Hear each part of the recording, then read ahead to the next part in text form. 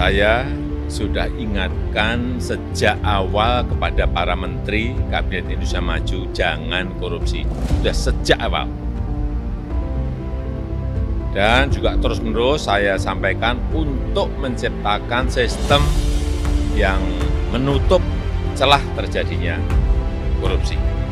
Oleh sebab itu, juga berulang kali saya mengingatkan ke semua pejabat negara, baik itu menteri, gubernur, bupati, wali kota, dan semua pejabat untuk hati-hati dalam menggunakan uang dari APBD kabupaten kota, APBD provinsi, dan APBN. Itu uang rakyat. Saya sebetulnya nggak persoalkan nilainya, bahkan 100.000 pun dikorupsi oleh PDIP, itu artinya menghina rakyat, karena dia partai rakyat. Jadi sebetulnya pada PDIP kuantitas tidak berlaku, yang berlaku adalah kualitas korupsinya. Artinya si tokoh PDIP ini waktu dia memutuskan untuk korupsi, dia mengabaikan seluruh beban moral yang diberikan oleh rakyat padanya. Itu kan sama seperti pemulung lagi tertidur terus kita colong barang yang dikumpulkan si pemulung. Itu kan menghina peradaban kan. Kalau ditemuin oleh Ibu Risma masih mending, ini tapi nanti setelah itu Depsos sebetulnya nyuri hak dari si pemulung yang diterima Ibu Risma itu. Nah, Depsosnya adalah PDIP. Jadi itulah yang, karena itu akhirnya makin tambah korupsi moral itu lebih gila lagi itu. Disabilities, mungkin juga soal-soal yang lain yang secara perlahan-lahan terbongkar. Anggota fraksi PDI Perjuangan DPRD DKI Jakarta, Gilbert Simanjuntak, mengkritik pemerintah Provinsi DKI Jakarta soal anggaran bantuan sosial bagi warga dengan ekonomi rentan yang terdampak COVID-19. Menurut Gilbert, skala prioritas Pemprov DKI Jakarta dinilai buruk karena terkesan kurang mementingkan dana bansos. Apalagi setelah Menteri Keuangan Sri Mulyani Indrawati menyatakan Pemprov DKI Jakarta tidak lagi mampu memberikan bantuan sosial untuk 1,1 juta kepala keluarga. Gilbert lalu membandingkan alokasi dana bansos dengan pembayaran komitmen fee Formula E 2020. Hilangnya sense of crisis saat Anies tega membayar 207 miliar untuk Formula E. Sementara rakyat kelaparan, DPRD saja rela anggarannya dipotong 257 miliar demi kondisi sekarang.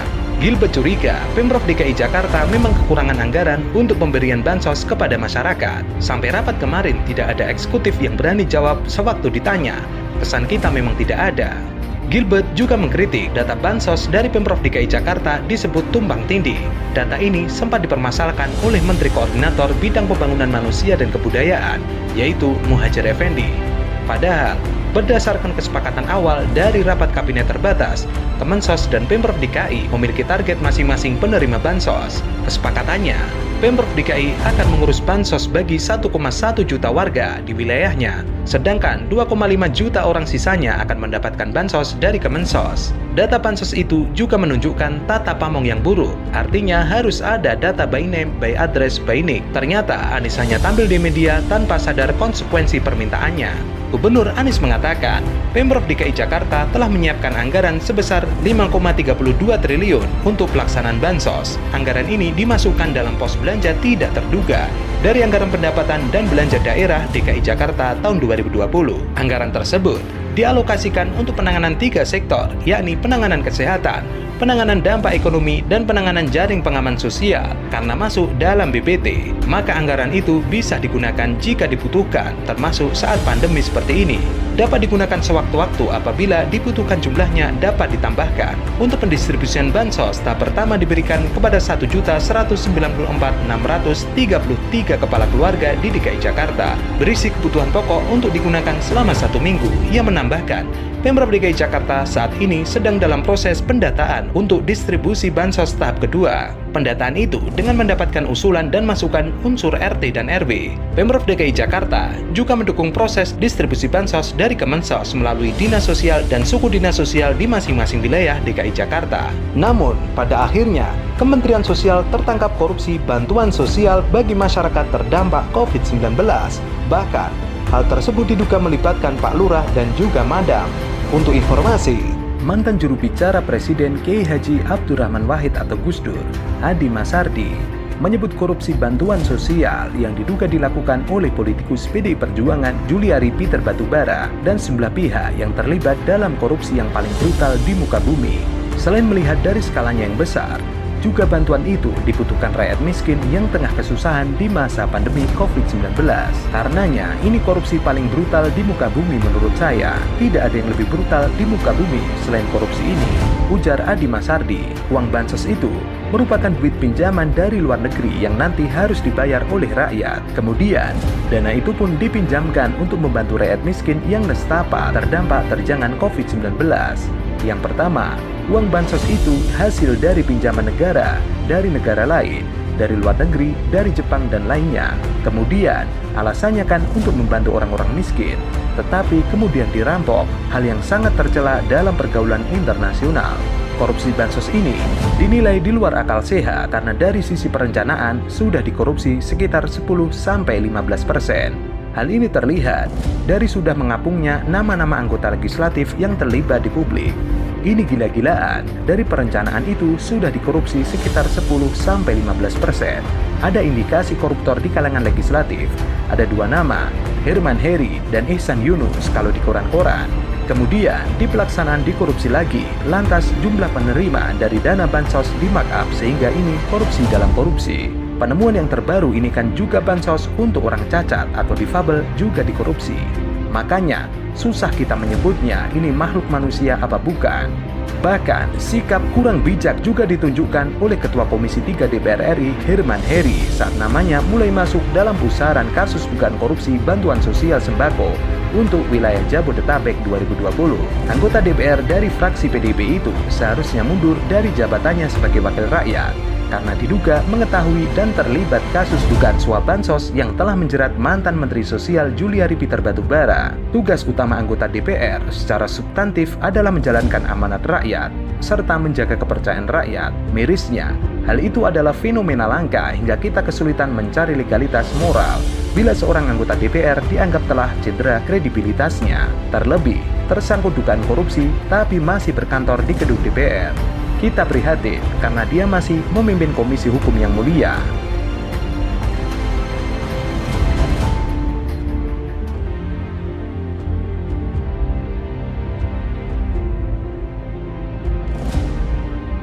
Diperbanyak aja jalurnya di Jakarta ini supaya kita pesepeda lebih gemar bersepeda untuk berangkat ke kantor maupun aktivitas sehari-hari. Gimana perbandingan antara sebelum diperbaiki sama sesudah?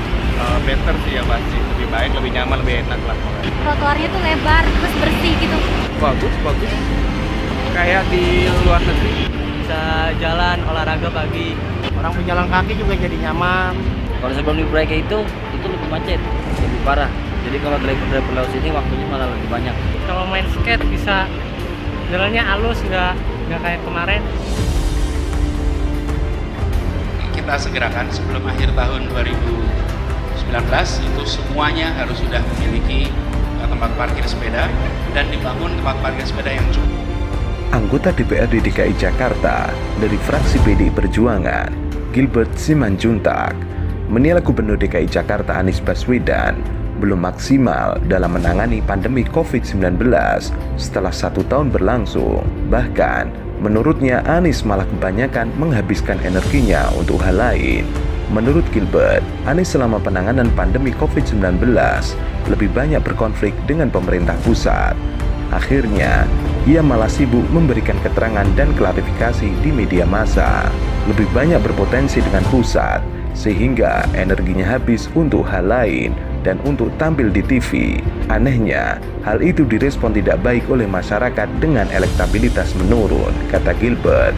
Selain itu, Anies yang kerap bergembor-gemborkan pengetesan, pelacakan, dan pengobatan juga tidak efektif.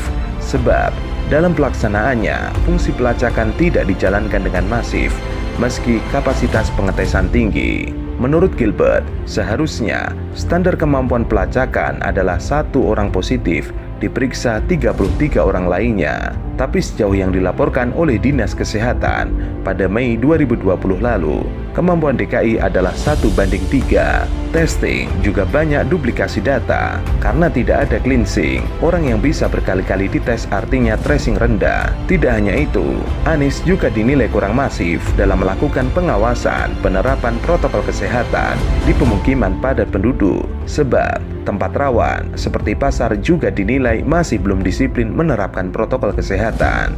Ketidaksiapan dalam dampak pandemi seperti tempat perawatan ringan dan berat atau ICU dan kuburan pungkasnya. Tahun 2021 ini, Pemprov DKI Jakarta akan terus membenahi tata kota Jakarta dengan memperbaiki ruas jalan trotoar. Pemprov DKI Jakarta memiliki target menata 10 trotoar di kawasan lain pada tahun 2021 ini. Sejauh ini, Pemprov DKI Jakarta masih menata trotoar di daerah Senopati, Jakarta Selatan. Gubernur DKI Jakarta Anies Baswedan menyebut, mereka sudah merencanakan penataan trotoar di 10 kawasan mulai dari Jakarta Selatan hingga Jakarta Utara hingga area sekitar Danau Sunter untuk mendukung kegiatan strategis daerah peningkatan kualitas fasilitas pendistrian. Di tahun 2021 ini, Pemprov DKI Jakarta melalui Dinas Marga Provinsi DKI Jakarta merencanakan akan menata trotoar di 10 ruas jalan. Dalam triwulan pertama, Anies menargetkan penataan kawasan trotoar di Jakarta Selatan, yakni Jalan Senopati, Suryo, Walter Mongensidi, Trunojoyo, Gunawarman. Sementara sisanya menyusul kawasan lain yang akan ditata trotoarnya, yakni Jalan Duri Kosambi dan Jalan Puriwangi di Jakarta Barat, lalu Jalan Kesehatan dan Raden Saleh di Jakarta Pusat, Jalan Layur di Jakarta Timur. Selain itu, Anies Baswedan juga membangun jalur sepeda yang belakangan para pengkritiknya akhirnya memuji Anies Baswedan karena jalur sepeda ternyata memberikan efek positif kepada diri mereka. Dan sudah lama saya tidak naik sepeda di Jakarta. Tadi saya lihat sudah teratur, jadi ada jalur khusus untuk sepeda. Enak sekali, saya ucapkan terima kasih kepada Gubernur Jakarta, Pak Anies Baswedan. Dan semoga masyarakat makin menikmati kota Jakarta. Mungkin nanti saya lebih sering weekend di Jakarta, mungkin. Terima kasih. Sedang membangun jalur-jalur untuk sepeda. Ini dari persimpangan Jalan Fatmawati dengan Jalan TB Simatupang, dibangun jalur sepeda sepanjang 23 km. Prioritas pembangunan jalur sepeda ini ke kawasan-kawasan yang di sana diterapkan kebijakan ganjil genap. Mengajak seluruh masyarakat, mari lihat sepeda bukan sekedar sebagai alat olahraga, tapi sebagai alat transportasi. Jadi kalau mau pergi ke warung bisa naik sepeda, mau pergi ke toko bisa naik sepeda, mau pergi ke rumah ibadah sepeda, mau ke kantor bisa naik sepeda. Sepeda ini alat transportasi dan tidak perlu pakaian khusus, sepatu khusus, cukup sepeda, helm, pakai pakaian apa yang kita biasa pakai dan jalan. Saya sering pakai batik, sering pakai seragam ya memang karena sebagai alat transportasi. Jadi itu yang kita dorong sama-sama. Tadi saya naik sepeda dari Lebak Bulus ke kantor itu kira-kira 19 kilo. Mungkin kalau orang sepintas merasa, waduh 19 kilo kan jauh ya.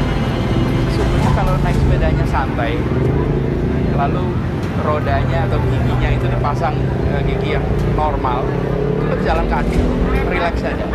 Namun, anggota fraksi PDI Perjuangan DPRD DKI Jakarta Gilbert Simanjuntak mengkritik langkah Gubernur Anies Baswedan yang membuat jalur sepeda permanen di Jalan Sudirman Tamrin. Baginya, pembuatan jalur sepeda permanen dan pelebaran trotoar telah membuat jalur motor dan mobil semakin sempit. Jalur sepeda permanen diketahui menggunakan badan jalan selebar 2 meter, padahal jalur sepeda banyak yang tidak dilalui sepeda dengan jumlah cukup dan sebagian besar jadi jalur sepeda motor dan parkir mobil. Penambahan jalur sepeda permanen itu menambah penggunaan badan jalan yang sebelumnya juga telah dipakai untuk pelebaran trotoar. Di sisi lain, Jaklingko belum berjalan optimal. Menurutnya, angkutan massal seharusnya ditingkatkan terlebih dahulu sebelum membuat jalur sepeda dan memperlebar trotoar. Sebaiknya, angkutan massal yang ditingkatkan terlebih dahulu dengan menambah jumlah armada, frekuensi, ketepatan waktu, dan jumlah jalur agar mencapai seluruh daerah di Jakarta. Ketua Koalisi Pejalan Kaki, Alfred Sitorus, menanggapi dengan sinis pernyataan Gilbert tersebut. "Saya mau bilang aja, lu lebih sering aja jalan kaki biar kaki lu difungsiin. Itu jawaban saya buat si anggota DPRD itu," kata Alfred. Menurut Alfred, kritikan Gilbert itu perspektif orang yang setiap hari menggunakan mobil. Alfred menyebut, Gilbert adalah orang yang jarang jalan kaki di trotoar, makanya dia bilang trotoar jarang terpakai.